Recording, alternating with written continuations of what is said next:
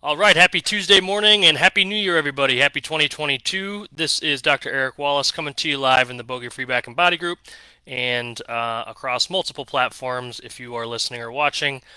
Thank you so much for being with us, and thank you so much for taking the time out of your schedule to listen to what we have to say. So, today's content, today's piece is going to be all about how to smash your 2022. And right off the bat, I'm going to give you hint number one: no resolutions. All right, no resolutions this year. So I'm going to come at this with three different angles. One is going to be more of a mental, kind of psychological. One is going to be logistical, and then the other one is going to be physical. Right. So just really, hopefully short and to the point here, and coming at you three different ways. These are three different things that I'm going to be implementing, but I also have seen others have great success with some of these strategies. And so this is going to apply to you if you're looking to improve your golf performance, if you're looking to improve your life performance, any health and wellness goals you might have. This is what we are after with 2022 for you here. So first of all, hopefully everybody had a great holiday season. I took a little R&R. I spent a lot of time with the kids. I put together a Papa Shot. I that was a nice project. I got up north, got outside, unplugged for a little while, and got to really reevaluate how 2021 went, and look forward to 2022. And got to say, very thankful and grateful for the week and the weekends and all the good time with family. So hopefully everybody's staying healthy. Hopefully everybody's had a good holiday, and let's kick it off here. So the three ways, again, not all inclusive, but the three ways that I am going to hopefully help others, but also help myself smash 2022. And this is not a big rah rah, come to you know who meeting or anything like that. These are just actionable steps that I want everybody to take. So, number one is begin with the end in mind. Okay, number one is kind of the psychological, mental component of this, of how to do things. And number one is begin with the end in mind. Begin with the end in mind, and reverse engineer non-negotiables for yourself. Not resolutions, but non-negotiables. Okay, number two, create accountability for yourself. Get an environment of accountability. Seek accountability in any way, shape, or form you have to.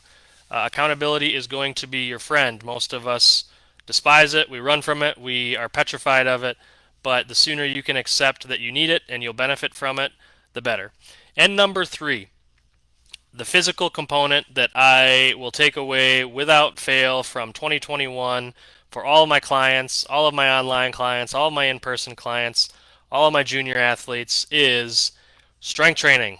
Strength training, strength training, strength training, and we will go over the multiple benefits of that and why that's so important. So,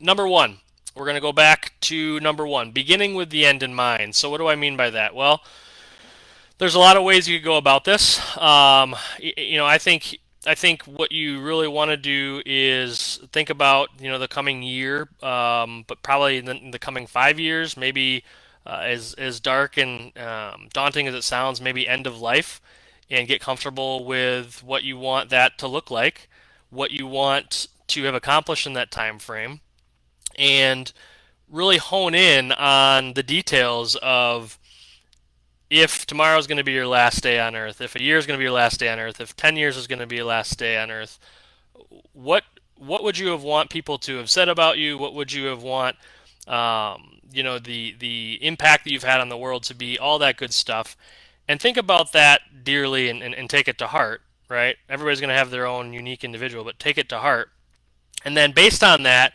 reverse engineer your actions and your non-negotiables to accomplish that. All right. I think the challenge for a lot of us is that, and this is why resolutions are trash, is that we're setting goals or we're doing things and we're busy, but we don't have that end in mind. We haven't taken the time to think. God forbid we stop and think for a couple hours about what we actually want in life. We haven't taken the time to do that, and so we set up resolutions, we set up goals, we go through day to day activities, and we're kind of busy. We're busy for busy's sake, but we're not making the impact or we're not making the difference that we want. So what you need to do instead of setting resolutions, which resolutions, somebody said it the other day on the radio, is resolutions are just your way of announcing of how great a failure you're going to be in 3 weeks, right? And that's, I mean that with the utmost respect, but that's the truth, is that resolutions, they're shoulds, they're not musts, they're not non-negotiables, and a lot of times they're shoulds because at the end of the day we don't really know what we want. So in this number one instance, mentally, beginning with the end in mind and getting really crystal clear on what you want, everything else will trickle down from that, and you can kind of reverse engineer what your non-negotiables are. So for me, I look at where I'm at and what I want to accomplish. The non-negotiables for me are, setting up my schedule so that there's an impact both in the business but also at home, right? And also having time for myself and for the things that I believe in and my faith and everything else, my fitness and my mental well-being. So making sure that my schedule is set up to complement and support those things. And in order to do that, I have to have a non-negotiable that my schedule is dictated well in advance. God's things are going to happen, and God forbid, I change here and there. That's fine, but set up a schedule which is going to support those things, and really schedule out the next 3 months, 6 months, 9 months, so that those big non-negotiables for me are happening, right? The schedule has to support my other wants and needs, and the non-negotiable for me is to have that schedule dictated and, for the most part, really, really uninterrupted. If it's interrupted, it's only interrupted by those top three things at the end of the day.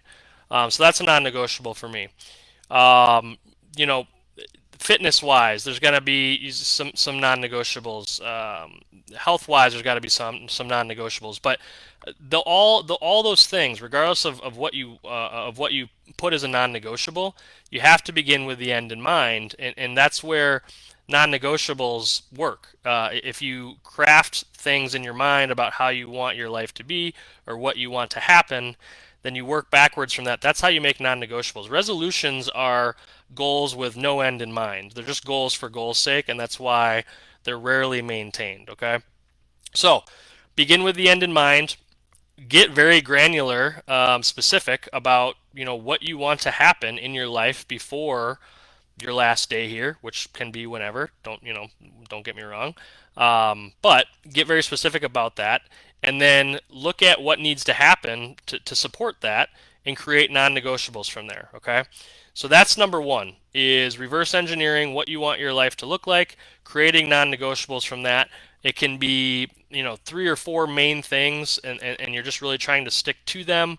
It doesn't need to be a list of 12 different, very, very specific actions, because again, if you understand what you want your life to look like, then you can work backwards from there, and you'll have some motivating intrinsic factors which you're gonna want to stay attached to, stay in line with, see through. All right.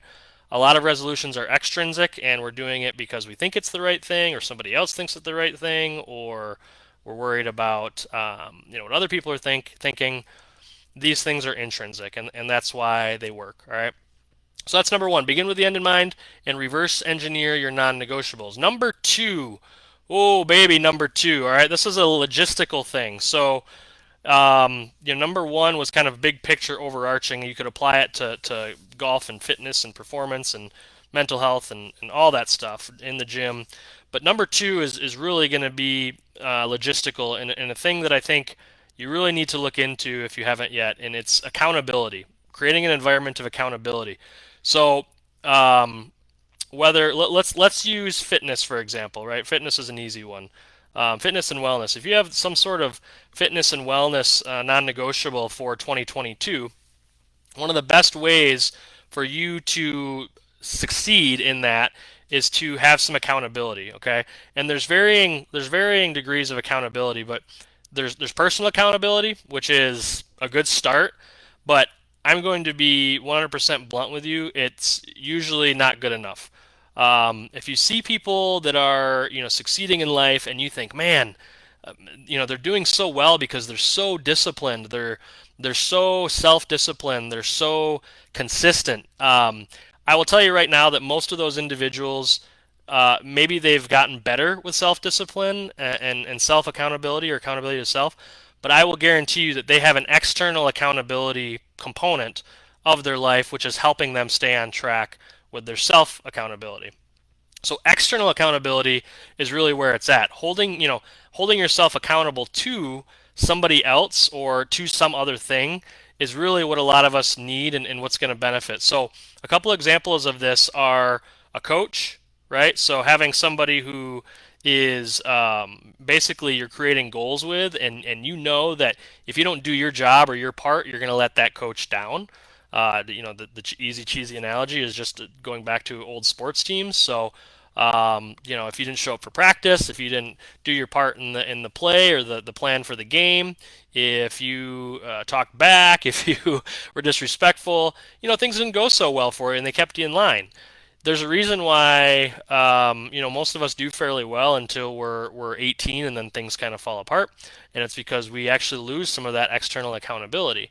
Some people thrive, I will give you that, but after 18, but a lot of us, we get lost a little bit in the weeds because we lose that external accountability.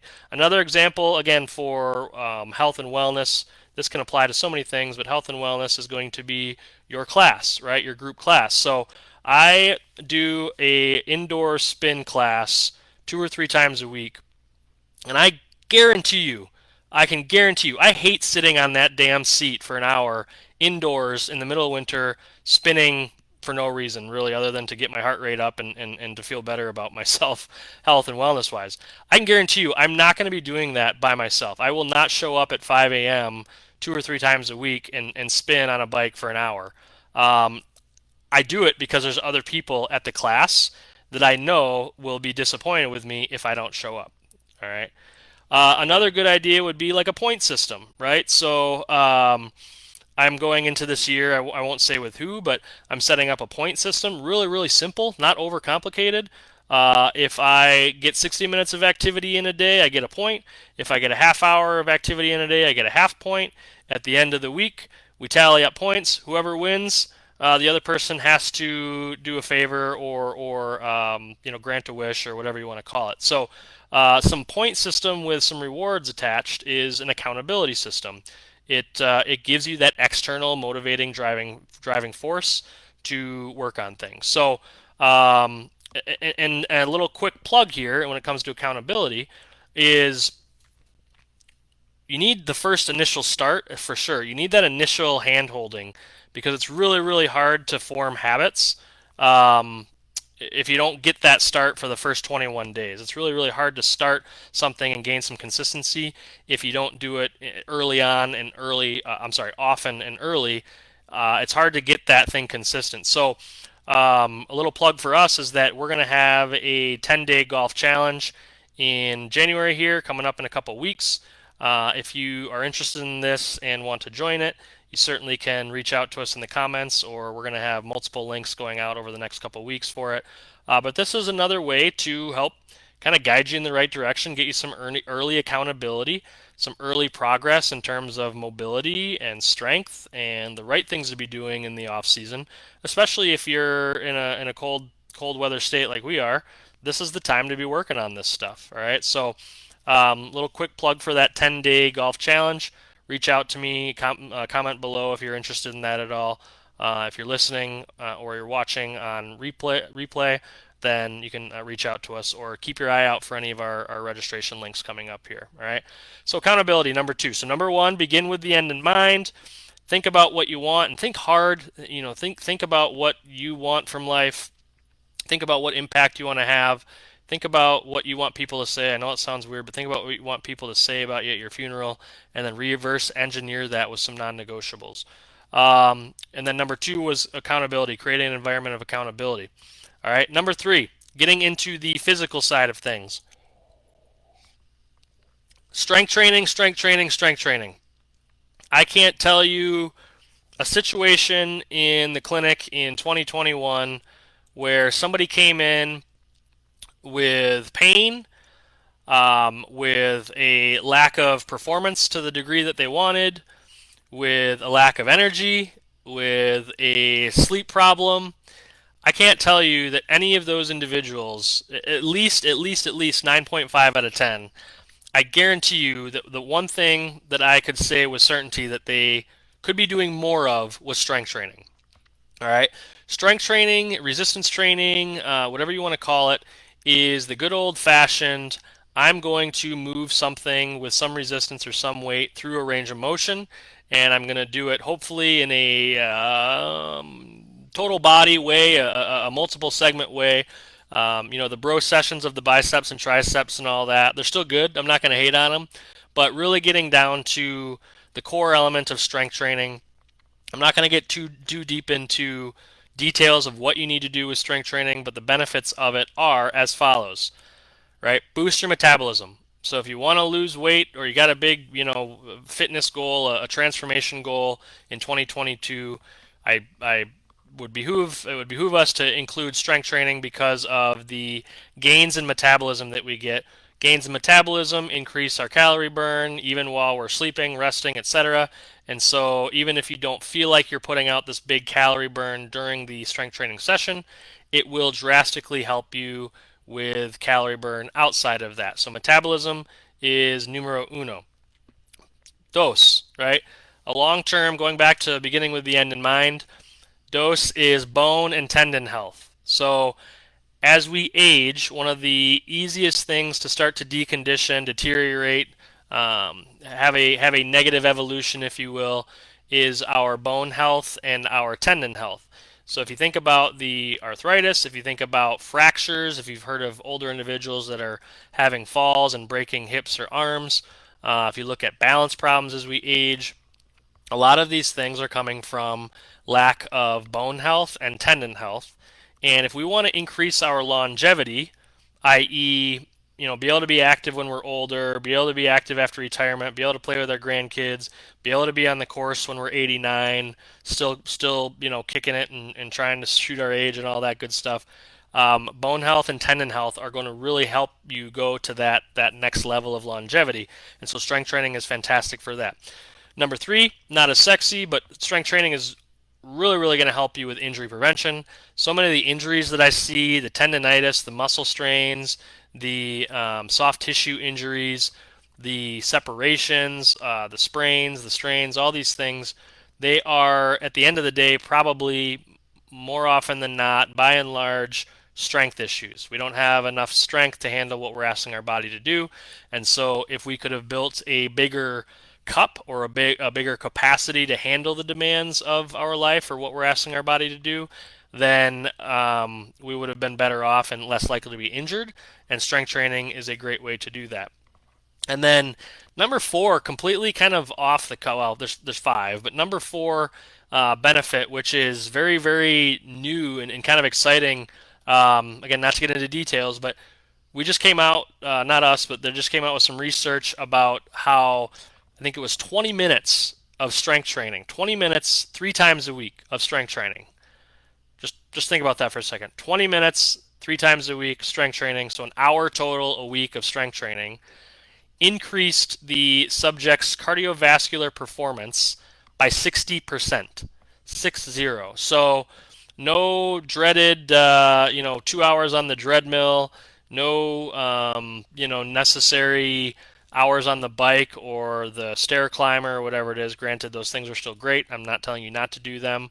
But even if you just got in 20 minutes 3 times a week of strength training, resistance training, your cardiovascular function and health will increase by up to 60% according to this study. I think it's fascinating. I think it's awesome. I think it makes some sense in terms of the demands and stress that get put on the heart while we're actually doing strength training. But it's another awesome benefit for you to consider when you are thinking about how should I form my time, how should I form my plan, what should I be including in my plan for health and wellness physically in the new year. And I just think strength training has got to be on it. And then number five, completely non-scientific and completely no white paper to back this up. But stronger people are harder to kill. and moving heavy stuff makes you feel really, really good about yourself. So I can't think of a situation. How many times in the clinic have I had a 60 plus year old do a deadlift, something that they never thought they should be doing or could be doing, and they pick up something heavy and they put it back down. The look on their face is always, "Holy crap, that was awesome!" Right? So the stronger we are as we age, as we maneuver through the environment, as we maneuver through the challenges of life, stronger people are harder to kill, and it feels really, really good to move heavy stuff. So think about that when you're crafting your 2022 plan. So that's what I got for you today. All right, I got three big but relatively simple ways to smash your 2022. Um, One of them, the first one, is a little bit out there, right? I'm going to ask you to actually sit and maybe write for an hour, 2 hours. Think about what you want from life. Think about your funeral. Think about what's important to you. Think about what's important to those in your life. And begin with the end in mind. And then from there, create non negotiables, three or four good ones, right? Things that just, regardless of what happens and comes up in life, you're still gonna do. You're still gonna stick with. And when you kind of get a little whiny and cranky about, I really don't want to do that, go back to the end in mind. Go back to what you want from life, because those things are gonna support that, which is kind of your why, right? And it's going back to the what's your why and starts with why and all that woo woo stuff that I think has some merit to it. Um, so that's number one. Number two, create an environment of accountability. Get somebody in your life, get a team in your life, get a point system in your life, get some external accountability because internal accountability sucks.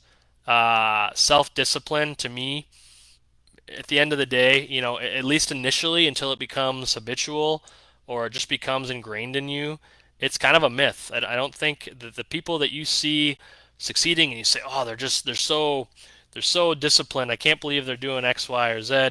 It's because they have external accountability, or they at least had it at some point that got them over that hump. And then, lastly, physically, strength training, right? Incorporate it, make it a part of your life. It doesn't have to be fancy. Squat, hinge, push, pull, and carry things. You don't need to spend 45 minutes on core. You don't need to spend 45 minutes on biceps. Just think about pushing, pulling, squatting, hinging, carrying, getting a little bit of organization to that, and making sure you're at the right challenge level with what you actually want to accomplish. So, strength training, gaining mass, getting muscular endurance, those are all different strategies. So, if you have questions about that, feel free to reach out. Happy to help. I hope everybody has a wonderful 2022. Throw your resolutions in the trash, get some non negotiables, think about what you want, start with the end in mind, then get into some accountability, then get into some strength training, and let's smash this 2022 together. One more plug for that 10-day golf challenge. Make sure you reach out to us or keep your eyes peeled for the link, and we will be sure to include you in that. And if anybody has any other questions or needs, I am here for you. I'm here to be a coach in your health and wellness, in your life, um, and I'm here to give you some accountability. Number two, right? So, with that being said, everybody have a wonderful, wonderful week. Have a happy 2022, and we shall see you very, very soon. Let's get it.